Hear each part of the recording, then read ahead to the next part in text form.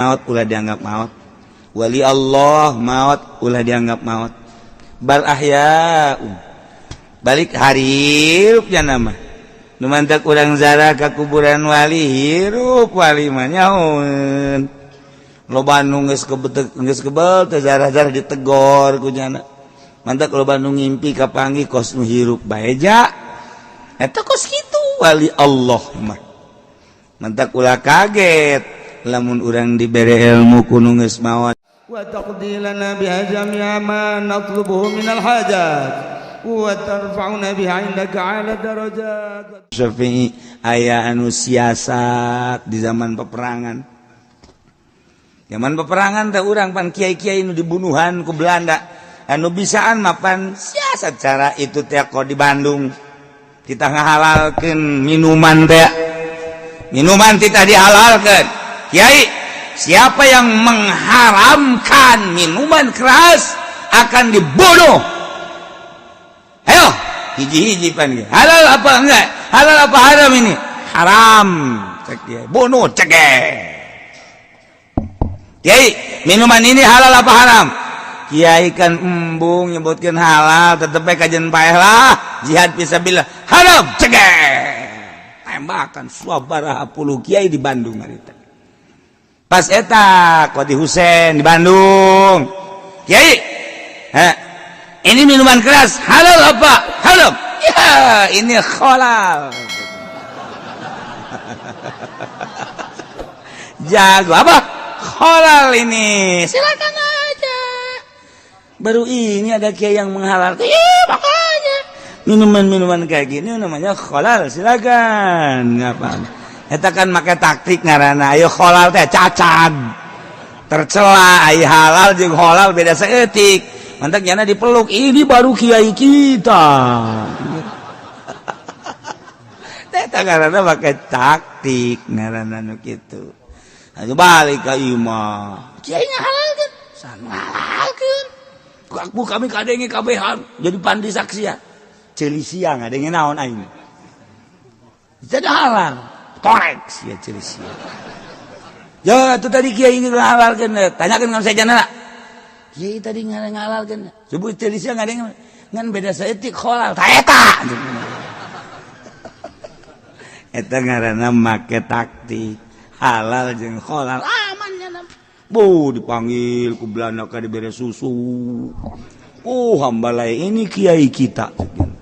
Atuh nyana nginum susu, pemajikan nginum susu, nyana namanya susu etanya susu itu.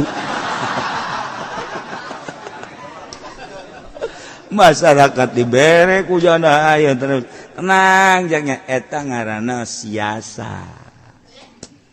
Loba gua nu dakwah ke gereja di zaman Semarupil Kurhi, Kutubul Aulia dakwah di gereja. Zaman kamari Gus Dur emang teu dakwah di gereja di kelenteng dakwahnya nama. Lain saasup-asupna ka kelenteng, lain saasup-asupna ka gereja. Sabaraha kardinal nu asup Islam, sabaraha tokoh Kristen nu asup Islam. Sabaraha kitu kafir nu asup Islam akibat dakwah na Gus Dur. Atunya nama lihai bahasa naon bae bisa. Jadi kuku mah ge atuh aya di nyana sebab geus aya ma'rifatan di jerona. Geus tenang-tenang wae nya nama. Urang ulah katuturuti aya can bisa mah. Waga ulah katuturuti dia urang bae. Nya nama nyana bagian kos kitu tanda kewalianana ku hari teu eureun-eureun nu zarah. Ya kita memunia deuleu bae jelema mah sabada maut namun sabada mautna engkeuy-engkeuyan jelema zarah berarti min jumlati waliyin min auliyaillah. Dia kuburan loba di hareupeun imah urang-urang embung jajarah ka dinya. Embalaya tuh kuburan malah melumpat urang liwat ka dinya. Kuburan. Emang kuburan pernah ngagel lain kitu. Embung aing mah. Tapi kak gusur makan daratang kawali mah daratang. Sebab naon? Sebab teu sieun di kuburan wali mah. Tentrem, tenang, hati urang ngeunaheun di kuburan wali mah. Asa ulah sorangan. Jeung ulah peuting. Peuting mah sorangan pagon. Emang sia mah watak bae meureun tah. poragan.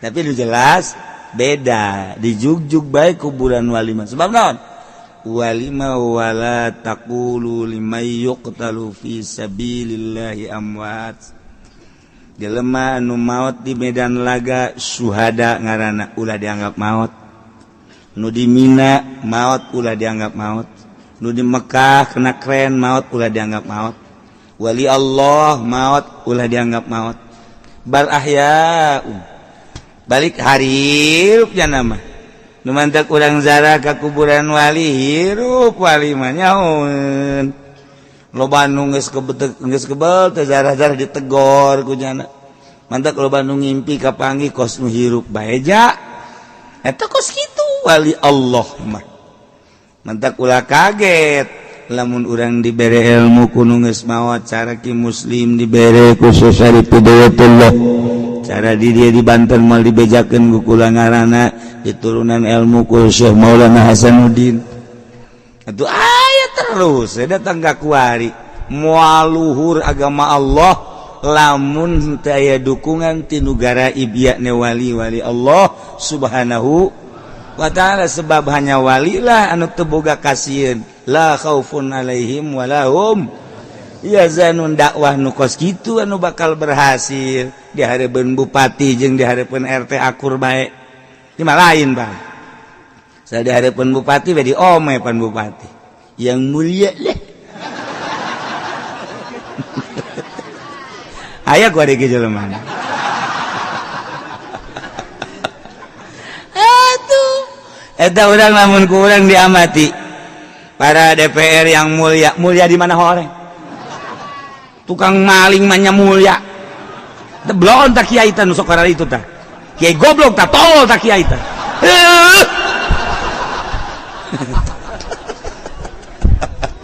sadar urang para DPR yang mulia di mana mulia eta bakal ditah tanggung jawab tah kiai nu ngamulia-mulia kos kitu di akhirat kiai ka dieu sia cek malaikat Zabaniyah nu manggil lagi Zabaniyah aya naon sia mulia-mulia DPR eta yang mulia para DPR yang mulia para pemerintah mulia naon sia goblok anu hampura ieu mah pada urang namanya ieu mah ngadaguan sapeker langsung dah mun dibukakeun tah ku urang jahe mulia di mana manya ka pamalingan yang mulia nu kuduna ge kieu kiai teh ceramahna para DPR yang ranteun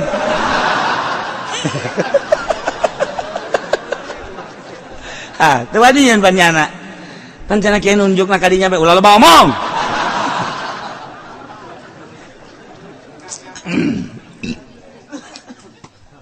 ya ngaji ka mana ya kan ai eta mah ustad nu aya di hareupeun kiai anu tilok maling tilok maksiat tipi teu boga kunaon teh mulia-mulia kunaon pohon malah mah disebut eta kan kiai tolol eta kos itu eta nu mulia mah Ustad Harun yang mulia jelas kan sebab salatna konsisten duhana kitu keneh penting tahajud maca sholawat zikir mulia munggu Allah wajar lamun Bapak Ustad anu mulia ieu mah DPR para DPR yang mulia bari kikiran teh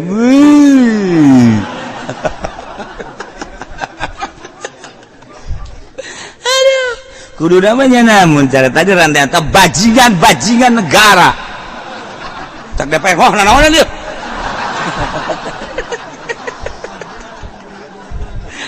sia sampai kena letik ieu lah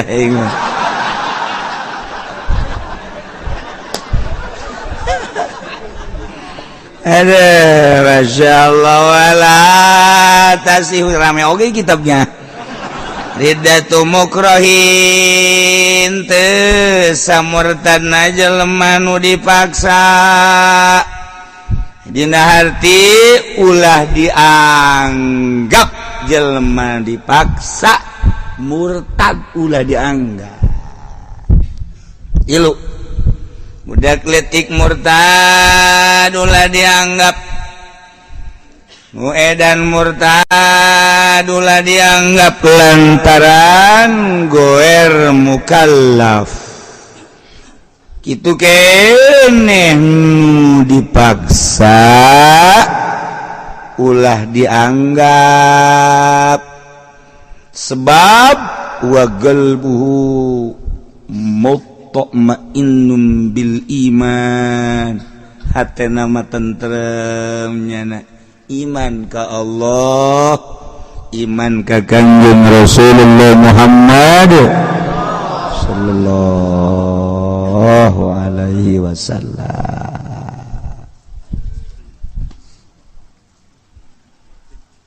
Rufi'al qalam diangkat pena ku malaikat teu dituliskeun jang saha jang nu dipaksa. Ieu dipaksa mah henteu tulisanan. Urang keur cicing di hareupeun imah jol bae aya bajingan dua nyekelan urang.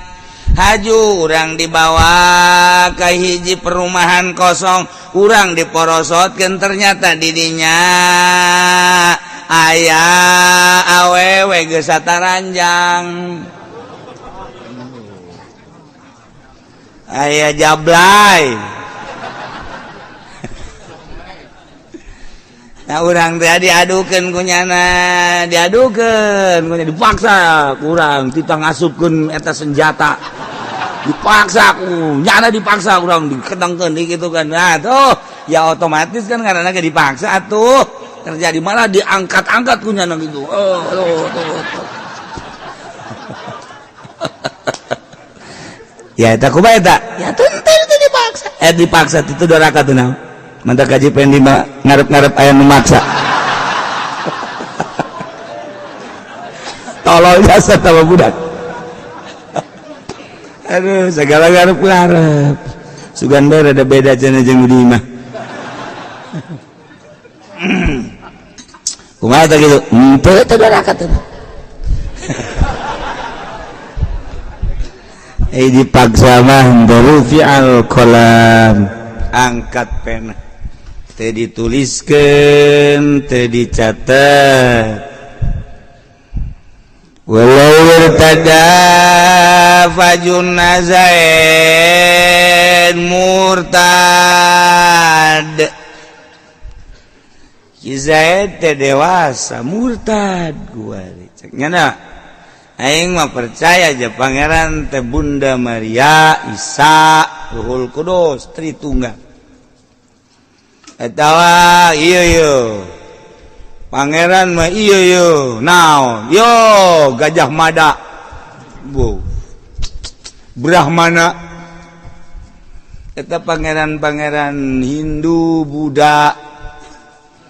Nah murtad berarti nyana kan di negara Islam lamun aya nu murtad panggil setelah panggil kita tobat lamun teu daekeun tobat bunuh eta negara Islam. Negara urang mah lain negara Islam negara demokrasi pindah agama bebas di Salatiga mah di ditu saimah aya anu Kristen aya adina Katolik, adina de Protestan, bapana Buddha, mana Konghucu, wambalaya, saimah beda agama. Oh, belah itu deui eta di Salatiga mah parahnya sa Salatiga. Kula nyaho lantaran aya poncol di Salatiga teh, poncol teh ya, ieu nu nurunkeun sanad Bukhari Muslim di poncol. Ieu nu saantero na kuari nu ka Banten Jawa Tengah Jawa nu nurunkeun sanad Bukhari jeung Muslim poncol ayana di Salatiga malah ieu pasantren datat belah dieu gereja paeunteng-eunteng urang di pengkolanana di gereja di ditu gereja-gereja Maha Kawasa Allah ndek nenden mutiara sanad Bukhari jeung Muslim di tengah-tengah mayoritas Kristen. Gue lagi kaget barang datang ya Allah pohara amat padahal ya mutiara lawang sorga sanad Bukhari Muslim di dunia araya kabeh tapi orang mengkol tak kadinya tak ke pondok pesantren pas di pengkolan di gereja laletik belah itu memehna gereja pasar belah itu eta gereja deui lo asup ka jero memeh pondok pesantren di gereja deui salah tiga mah kos sekarang itu salah tiga mah Islam Kristen Katolik saimah ya tadi gitu kos sekarang itu Jawa tuh kos itu nah Zaid murtad Haju edan jadinya na murtad heula karak edan ieu kumaha ieu lam yuqtal fi jununi ulah dibunuh dina waktu keredan teu meunang antep tunggu sampai waras ieu kan lamun nyaritakeun di negara Islam di negara urang mah tuh emang aman-aman bae ganti agama semua buah datang teu beragama ge semua bodoh teuing sabodoh bae sabodoh mun kamari presiden urang di Mekah dilarang ku Raja Salman dilarang masuk Mekah ada apa ini padahal rakyatnya banyak di dalam di Mekah wajarlah presiden melayat ke sana tapi presiden minta identitas yang sesungguhnya sakitu bae ternyata teu meunang wallahu a'lam tuh mantap ge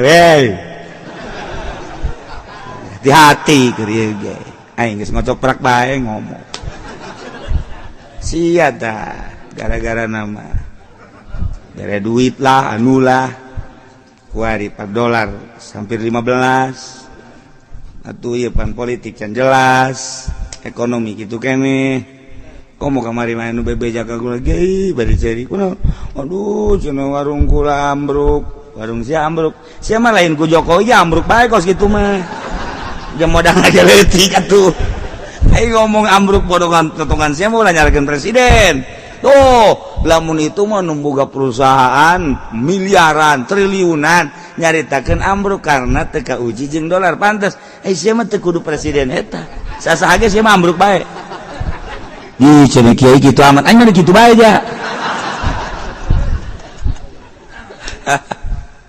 aing teh datang ka kuah datang ka iraha nyana make kos Soeharto planning repelita Soeharto mah pelita 1 2 3 4 5 jelas perjalananana kuari tahap awal jekana ieu dek pertanian disiapkeun ti Jepang ti Cina alat kuari geus numpuk kuari jang ngalaksanakeun pertanian dak Allah udag-udagan sia jeung aing moal dihujanan sia ku aing ayo kuari numpuk alat ya beki kuru bae kan Jokowi kumaha lalakona cek nya teh sakali teh hujan di Aceh banjir teh datang ka loba nu maot tiba teu kumaha coba hayu masyaallah kula mah inget anu buta teh bae anu buta ditanya Pak ayeuna negara kira-kira bagus apa henteu presiden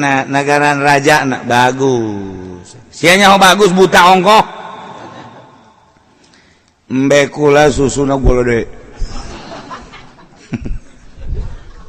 embe oh jadi subur susuna anu di imah udah loba omong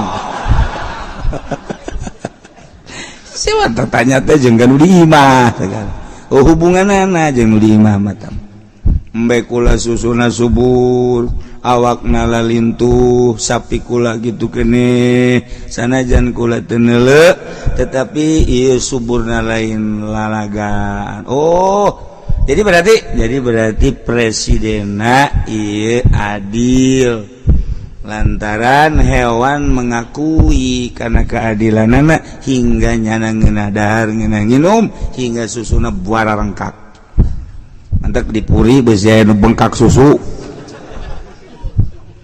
eta mah digali meureun gara-gara sampai kerletik jadi kos kieu bareres ya aing kadegetan teh kaduar asa bodoh lah Masya Allah. Nah, menang 2 tahun maut presiden. Nyana makan di lembur, mah carita di Arab. Ngama carita di kawasan Arab. Nyana kan di lembur teh nyawan, nyana teh nyawan presiden maut informasi teh nyawan raja bae raja mah teh nyawan. Kabelah dieuna kuru embena kuru cai susuna eueuhan otomatis asal kuru ya cai susuna seuti. Jeung rasa lain deui kamari mah lazat ngeunah kok kuari mah jadi kieu tuh ditanya deui Pak ya presiden raja urang geus ganti tancang ari rarasaan mangan kula mapan teu gudenya jeung teu gudele kitu nyaho ganti jeung teu mangan rarasaan mah ganti kok bisa rarasaan tina naon tah perasaan tina embe kula kuru akibatna tina embe kuru cai susuna ge atuh karuru lah namun diperes teh geus caian cenah teh boro-boro jang keluarga yang kula ge kurang doh bener ieu raja urang geus ganti kira-kira rajana ieu adil apa teu cenah kok bisa nyaho teh adil tina embe. Jadi lamun raja adil embe subur cai susu subur raja teu adil jang dirina sorangan embe kuru eta kan dalil teh di kitab eta sama dongeng di kitab tam hampir sababaraha kitab sufi aya dongeng eta nah tinggal kuari ku urang teu kudu nyaritakeun jujur jeung adilna raja teu kudu waun teu urang maka presiden urang kasalaman teu pernah urang mah tuh ja paling ngeuneuh di televisi nage aju narenyak-renyak keur manyana analitik televisi narenyak atuh begitu kadeulean bae pantang presiden nah teh jauh urang mah nyana urang mana nyana sakolana di mana ngan muncul bae jadi presiden teu kudu ditanyakeun jujur jeung adilna ieu bae perekonomian perpolitikan jeung hewan urang nah hewan urang tah subur apa henteu tinggal gitu bae sebab menyatu alam jeung pamimpin baik di negara maupun agama ketika kiaina jeung presidena jeung pamimpin negara sapagodo sarua pada ka Allah ieu alam bakal subur alam bakal ngadukung alam ulah disangka hubunganana alam jeung manusia mata disebut hubung aya hubungan atupan urang teh alam anasir unsur nu opat hawa ardu ma'u hawa nar opat anasir urang teh ngabutuhkeun opat hiji taneuh dua cai tilu hawa opat seuneu alam teh nah alam anu dibutuhkeun ku urang teh eta teh keuleun ketika pamimpin baik negara maupun agama teu adil mata ketat baheula mah kok ieu dipacuan teh gambrung ngeunaheun jasa set kuari mah 5 kali dia tidak anceb sarua jeung aing embung dipaculan cak alam cak taneuh embung aing dipaculan embung sarua embungeun taneuh ge nah pan eta urang lamun leumpang aju urang teu make calana eta teh dongeng zaman sahabat ya dongeng supi urang leumpang make samping aju teu make calana apan eta teh bumi peureum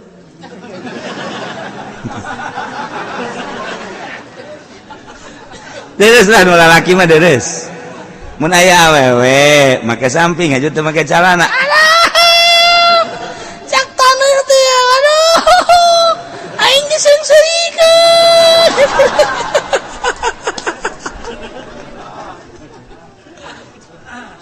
ya keur carita alam sarua alam teh neuleukeun kan ka urang ya Allah ya Rabbi mantak sok bae geura urang asup ka imah jelema nu boga hutang hareurang kabawa alam teh kabawa ku situasinya urang datang ka imah ge hareurang urang asup ka hiji imah jelemana ibadah sering maca sholawat zikir teu boga hutang urang datang ka dia tari amat cek ini imah alam ngadoakeun tah kan teh sok urang datang ka jelema sok ngridit beuh hareudang ngajan kumaha ge dina diukna geprek we dia cai geus biak 5 gelas di esan malam bagulan sia kunaon sih nginum deui nyaho ya hawa hareudang jasa cuma teu gering meureun nyaho aing jatilok kieu di imah aing mah tapi di dieu kunaon hareudang nginum deui nya make es deui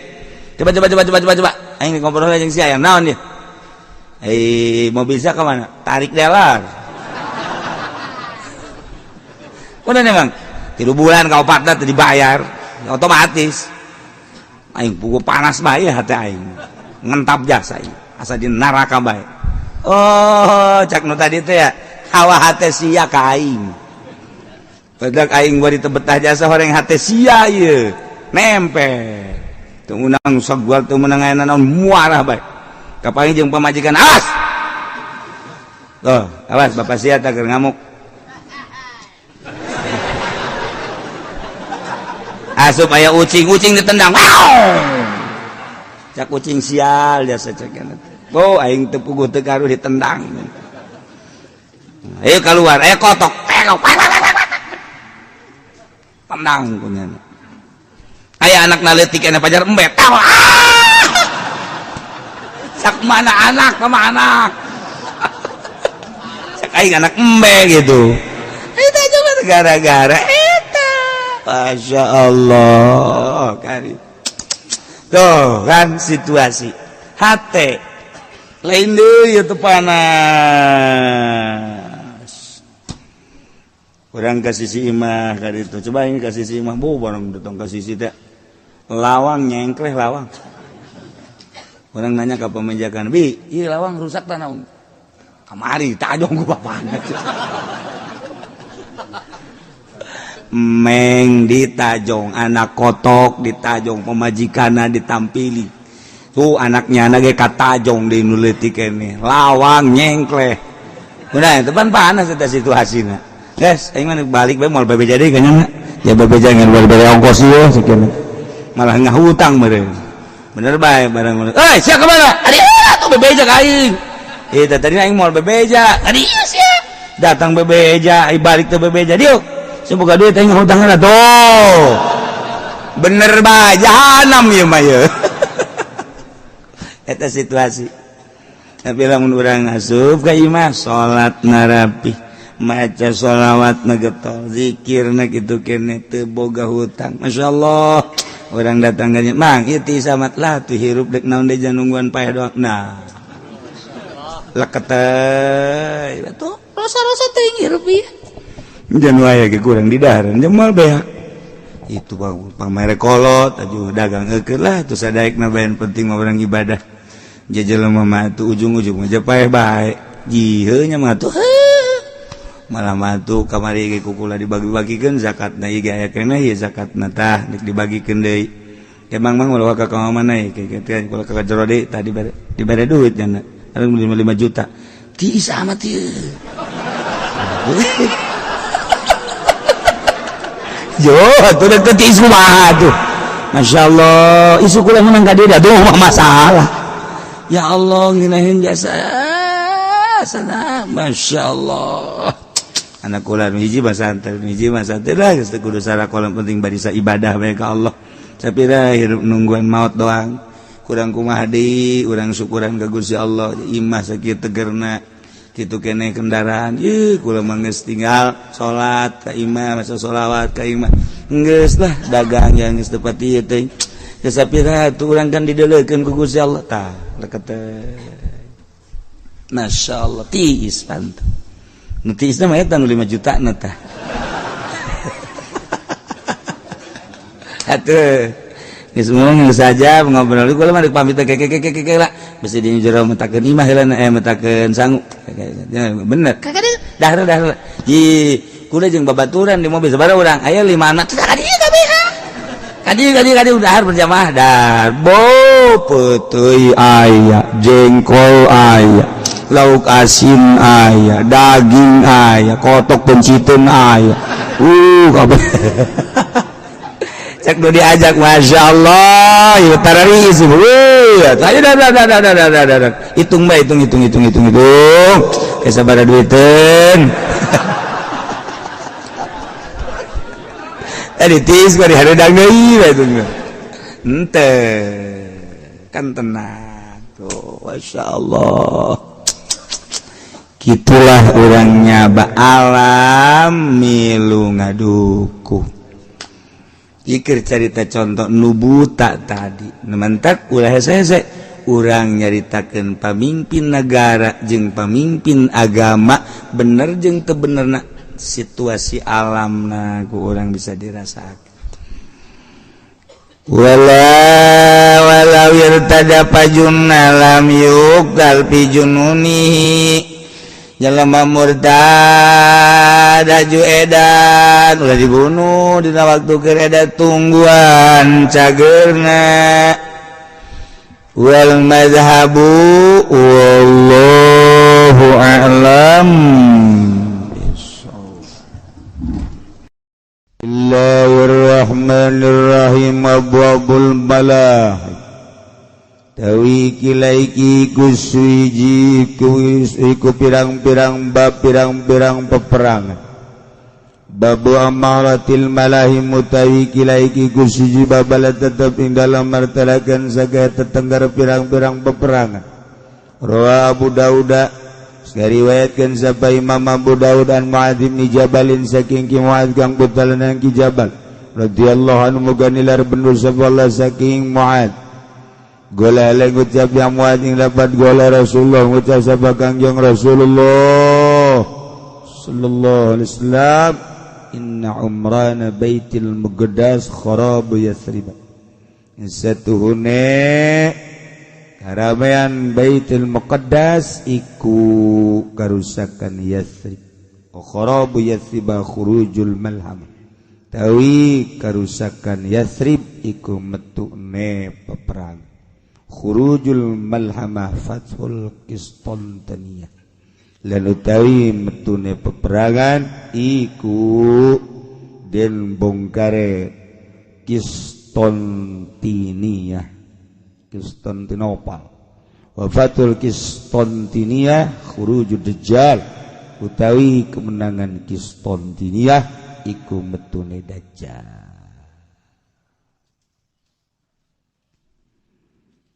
Di dia Imam Qurtubi rek nyaritakeun berbagai peperangan di sababaraha bab.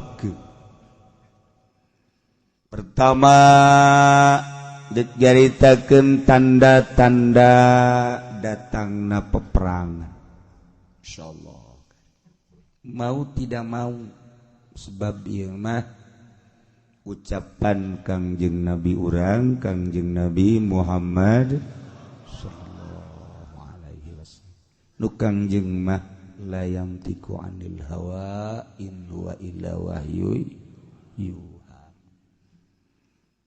Lain tina kahayang sorangan bicara teh tetapi wahyu ti Gusti Allah hakikatna mah ucapan Gusti Allah.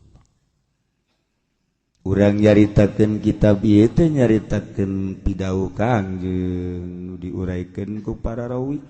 Hakikatna mah keur nyaritakeun pidahu Allah.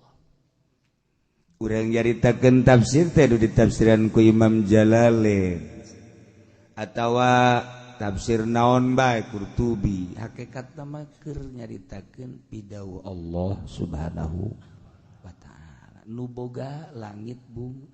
Mantak aya anu nyaci maki pidahu Allah atuh bela ku urang. Duh, aya deui nu ngomong atuh Allah mah teu kudu dibela sebabnya nama gagah. Mending disesuaikeun sungutna ku urang. Aing mah jangan ngabelaan aing lantaran aing iman ka Allah. Sebab Allah nitah ieu kesucian Al-Qur'an teu meunang diajak-ajak. Lamun siang ngabela aing belalah Al-Qur'an. Tak aya bae nu ngomong kos kitu Allah mah teu kudu dibela lah aja nya mah gagah jak eta. geus ku aing mending dirantai diseret dibawa ka sumur parem teu beres ya tanda mulai de perang rawa Abu Dauda an Muadz bin Jabalin tiki Muadz bin Jabal radhiyallahu anhu qol anjeunna nyarios cariosanana nyarioskeun pidauh Kangjeng Rasulullah sallallahu alaihi wasallam inna umrana baitil muqaddas kharabu Yathrib sanyana ramena baitil muqaddas kerusakan Yathrib Yathrib teh Madinah engke baitil muqaddas diributkeun diperebutkeun antara muslimin jeung kafirin antara Yahudi jeung Muslim Palestina moal eureun-eureun terus bae eta wajeun kuku bage perang terus bae nyahoeun nya ge hadis ieu teh lain lalaga urang maka karake nyaho ieu ge kabeneran ngaji bae gitu ge di luar mah pan bari ngopi deui ngajina ge di jero onam ngajina bari bebeneran ge us ukai-akai bae sarua bae nu beres jeung ngaji Yunelian jembae kos demo ka aing. Ya. Terus we eta Palestina mah perang teh kamari geus dibere itu kebakaran anu dahsyat. Tapi tetep bae sugan dijadikeun itibar kumaranana malas uzon ka muslimin. Sabaraha pemuda anu ditangkap dibakar ke orang Yahudi. Padahal eta kan seuneu teh seuneu model. Eueuh mimitina teu kanyahoan, beak kabeh. Tetapi dianggap ieu perbuatan pemuda-pemuda Palestina tangkap tanpa salah, belum tangkap tanpa salah, belum cacang. Masyaallah kan. Biadab Yahudi. Emang kos gitu geus dicaritakeun urang lamun dicaritakeun hadis, ulah kaget. Bantu kurang mana baik negara mana baik wajarlah ngabantu partisipasi lantaran orang dibeukeut ku kalimatun thayyibah la ilaha illallah wajar bae syahid tetapi tetap moal menang Palestina mah tetap bae unggal tafsir nyaritakeun walaupun bahasana kinayah supaya orang tetap berjuang.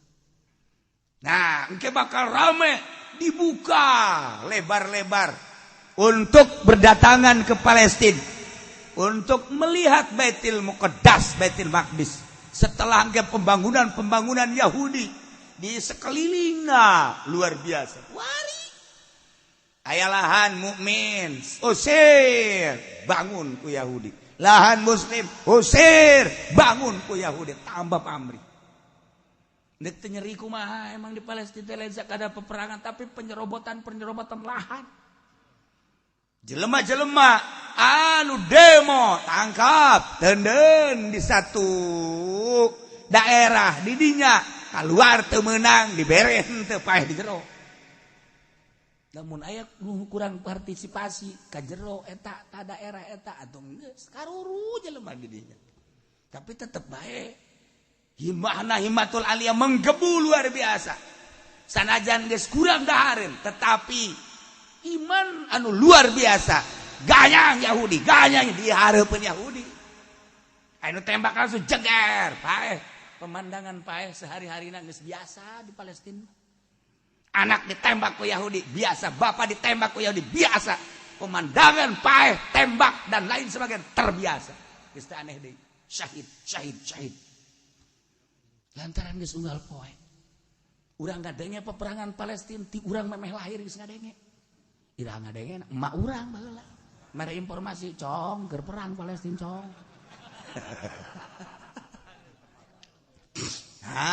Engke dibuka setelah Yahudi membangun terus dikukumakeun gitu terus siga rek eleh moal bisa sebab didukung ku Amerika multi mendukung kabeh ke Yahudi.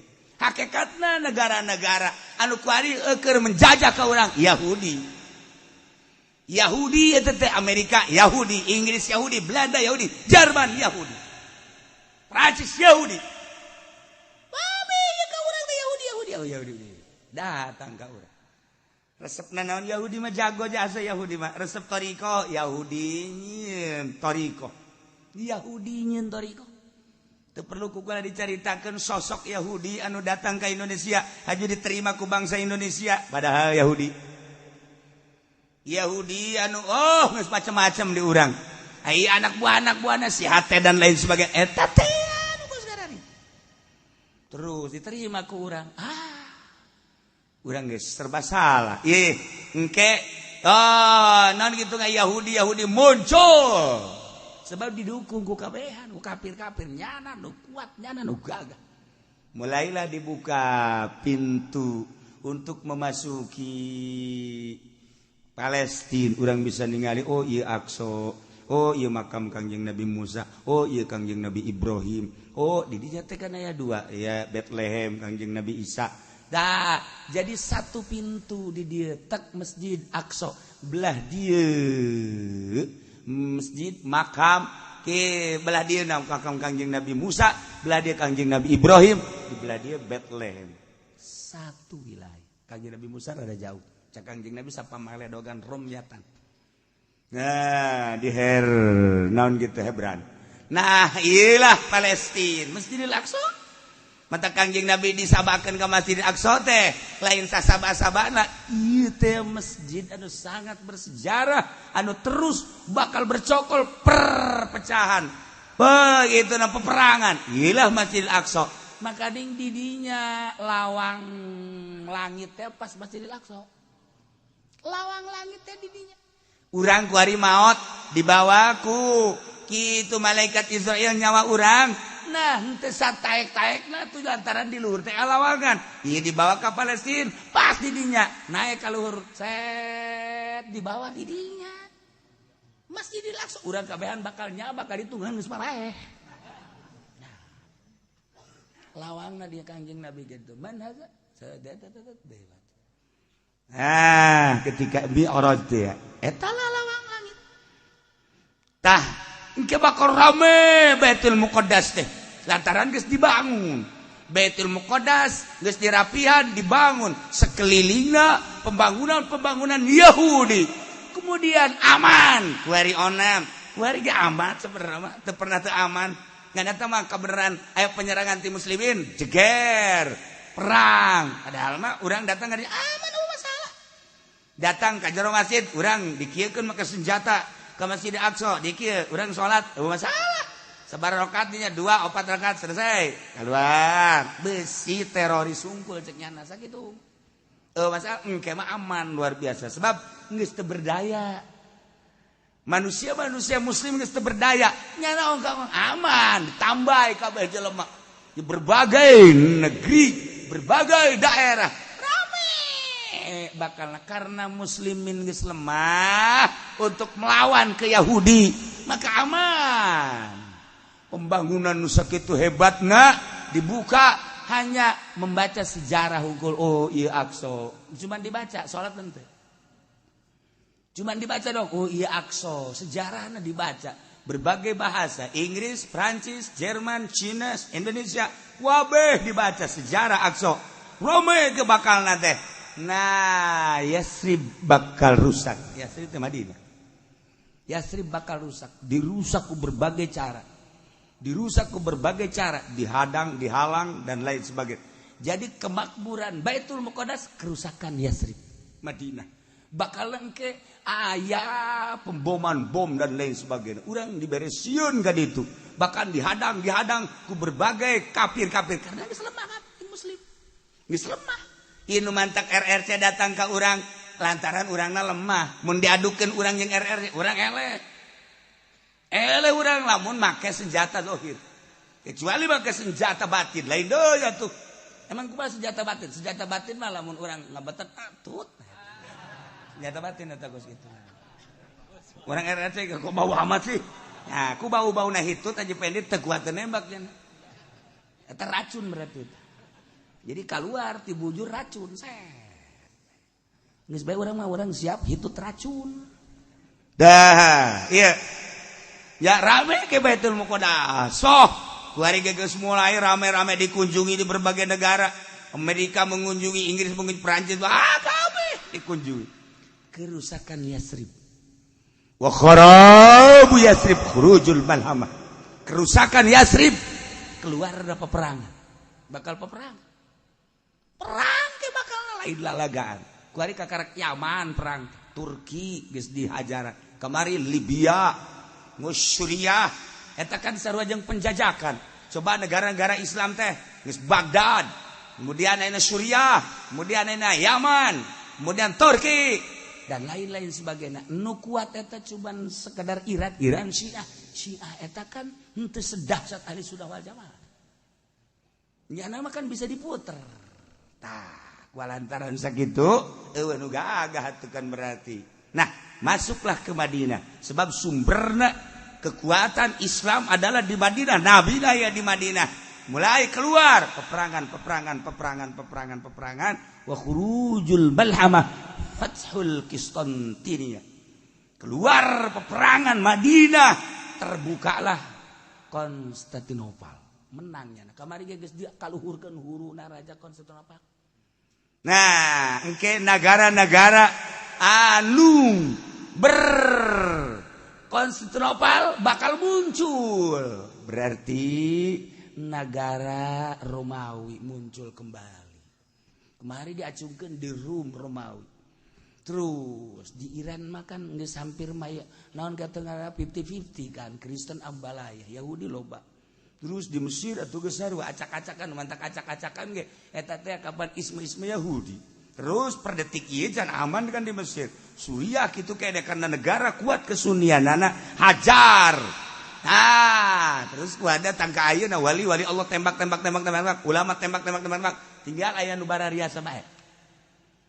Geus hancur ke teu boga kekuatan. Tuh, di urang ge, di urang mana kekuatan gua di Indonesia. Perang urang bari bisa ngalawan jeung Malaysia. Sebab naon? Dideuleuh tina main bola. Main bola teh lain sakadar permainan biasa. Lain sekedar permainan biasa, ente mah neuleuh sekedar permainan biasa lain. Ente teu nyaho sejarahna. Lain sekedar permainan biasa. Baheula Indonesia ngalawan Malaysia sakicep. Di zaman Andi Lalah, di zaman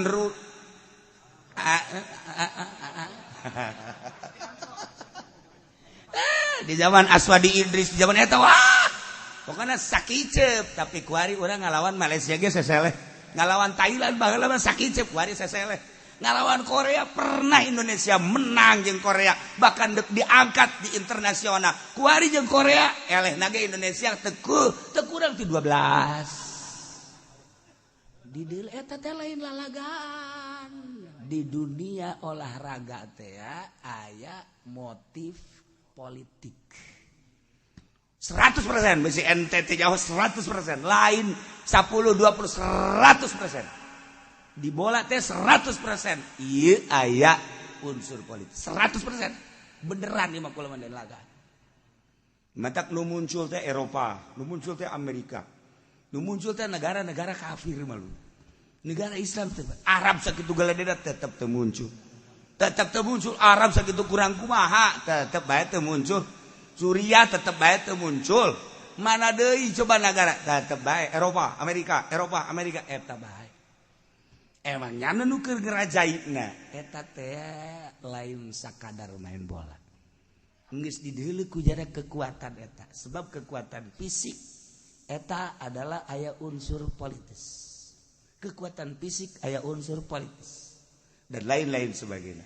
Nah, engke geus kajahoan kelemahan moh muncul Romawi. Jidinya geus lemah kabeh, eueuh nu berdaya. Lantaran Konstantinopel geus naik muncul di negeri mana-mana bae. Kuari mah kakarake patung-patung teh di Karawang doang. Di Karawang patung-patung eta teh kan aya unsur-unsur budaya mah budaya bae, tapi budaya nu kos kitu kunaon haju dimunculkeun Karawang eta. Lumantak Habib Rizik gergeteun jasa ka budaya eta tetep bae terus kuari dek calon gubernur mangkani. Sia kudu nyawa tuh kos gitu tah. Mah greget jasa, sia mah nyawana ti aing meheran. Nah, iyalah bakal lagi terus lemah teu berdaya. sampaikan kata berdayaan aku mah ke bakalna mukmin mah mukmin muslim mah muslim tapi kafir nunjukkeun ana geus lain make curug make jempol suku nurut bae engke bakalna jadi babu bujang kabeh jadi bujang kafir kabeh kuari mah hanya sebagian kecil doang jadi supirnya jadi karyawannya enggak mau kabeh sebab geus dikuasai ku kafir teu berdaya kulantaran geus teu berdaya dicoba di dinya engke bakal keluar dah dajjal pondok pesantren geus ada reueuh aya ge geus berbau lain bau pondok pesantren lain agama geus ka ditu dunia mulai dajjal nyekelan dua tangan kanan surga tangan kiri neraka saandek nurut ka dajjal boga sorga hakikatna neraka sajelema nu teu nurut ka dajjal sorga hakikatna neraka dibalik neraka hakikatna mah sorga nah lamun nyana nurut urang nurut ka dajjal hayang duit tinggal nyekel we dang-daunan tah dibere hayang emas batu-batu dicekel padahal eusina neraka jelema kabeh ka dajjal boro-boro engke kuari bae kiai da bae ge asal aya pamarentah mere duit bae geus calaka sakumaha lele jumbo kita kiaina eta kiai jumbo melulu eta atuh komo kuda ajal engke masyaallah karim nah iyalah tanda endek peperangan heula tanda deuk peperangan di heulanan ramena Baitul Muqaddas yakni Palestina engke rusakna Yasrib yakni Madinah kerusakan Yasrib engke bakalna timbul peperangan bakalna dimenangkeun ku Roma berarti ku kafir nah iyalah kemenangan kafir adalah setelah eta bakalna timbul dajjal jadi meme dajjal peperangan heula dahsyat perang di berbagai negara perang dunia ketiga setelah perang dunia ketiga engke lilana wallahu alam lantaran perang dunia ketiga mah kan di negara sorangan kos urang guari negara Amerika aya di urang negara RRC aya di urang berbagai tamu-tamu aya di urangna emang negara urang ya otomatis kan guari geus mulai belah dua belah nu hiji belah Amerika nu hiji ka RRC mulai geus timbul peperangan unggal negara bakal peperangan teu bisa terkuasai lantaran kabeh teu bisa dinasehatan ieu keur carita negara teraman di dunia Indonesia geus model kos kieu mengarah kana peperangan mengarah emang bakal perang kabeh mulai mimiti partai ge geus mulai peperangan atuh ieu kamari ieu ge urang petilu itu Golkar ribut datang aya nu terbunuh segala rupa ieulah perang dunia katilu engke mah saimah beda paham pamajikan jeung salaki beda paham ribut anak jeung bapak ribut silih bunuh silih bunuh saibah teh terusak desa terusak kabupaten wah kacau balau polisi geus teu puguh ngamankeun nu mana atuh abri geus teu puguh bakalna ieu membantu ka mana dalam negeri terus ka urang di dalam luar negeri terus ka urang dalam negeri kacau unggal negara bakal terus bae waju kabeh sebab pusatna Madinah perang kabeh geus perang ngan bakal nu muncul tetep kafir ieu mah pada urangna bae ulah loba omong kana sasahanya daripada urangna bae mah nah di dinya karak geus dikuasai ku kafir tapi lain setahun 2 tahun berarti kan puluhan tahun bakal perang kuari kan budaya terus ke fisik ekonomi budaya terus ekonomi terus perang fisik kuari kan perang budaya urang masih kena bisa bertahan walaupun kalah terus perang ekonomi urang geus kalah total urang perang ekonomi mah kuari teh geus kalah huluna kabeh Yahudi kabeh di urang henteu ka mana urang lumpat Yahudi kabeh kemudian di negara kuari aya amnesti teh ya engke bakal aya penyerobotan tanah kakara kuari mah pengusaha luar caknyana pengusaha dalam ge kuari teh geus araringgis engke mah urang boga tanah teu bisa bayar pajak cokot ku negara amnesti lamun diantepkeun bakal kos kitu henteu kumaha coba urang tinggal cuk berjuang teu kumaha sia dibere pajak wae cuk bakal seperti itu urang kuari mah ayo motor boga nomor hiji nomor 2 nomor aya 1 nomor aya 2 nomor eta teh milik polisi berarti urang teh di dinya teh eta bayar ka polisi henteu kumaha coba di samping merek nomor nu urang anu biasa pajak eta teh nomorna nomor 1 nomor huruf gitu atau nomor 2 mayar deui berarti urang ngontrak ka polisi gablek daun urang ngontrak ka nyana amnesti terus ya bakal sia boga naon teu dibayar cokot kuari carana seperti kos kitu kakarake pertanahan perusahaan emang kuari nu mantap perusahaan ngeluh kunaon amnesti dipaksakan terus bae kowe meneng bae si wong tonggo meneng bae mengkonon iya nu mantap kacau ge negara ulah disangka ieu teh ngeunaheun presiden kunjungan huahe menteri kunjungan huahe di jerona penuh tipu daya ieu mah pada urangna bae mah engke enteng ngomong ditu pada urangna deui maksudna naon ieu keur nyaritakeun tanda peperangan geus mulaya tuh geus bisa dinasehatan. Kiai deket ka nyana teh lain merek. Nah, lain nek minta nasihat kiai supaya ngadukung nyana dek naonan coba. Dek naonan.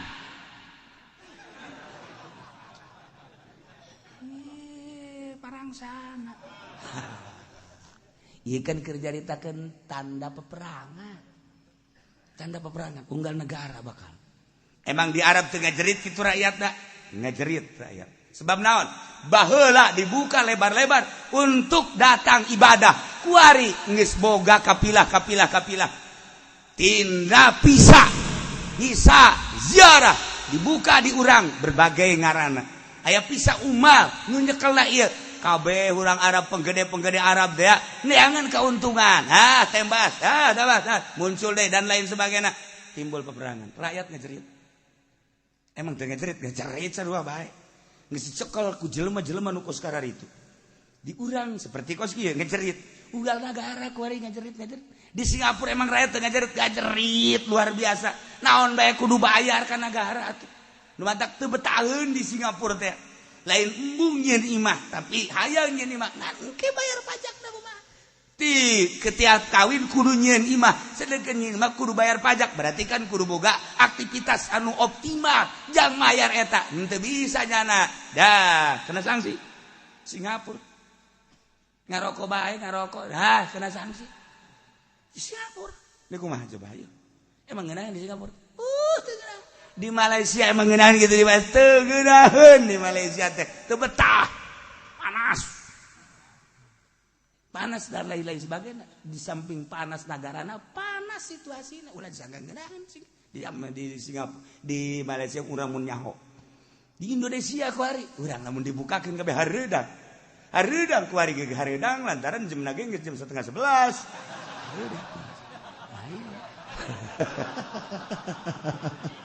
Dailah terakhir bakal khurujud dajjal mulai peperangan ti awal engke di akhir bakal khurujud dajjal perang beuki dahsyat deui jelema kabeh kitu milu ka dajjal nu teu milu dibunuh pae dihudangkeun deui bunuh deui pae wa rawal Bukhari wallahu a'lam.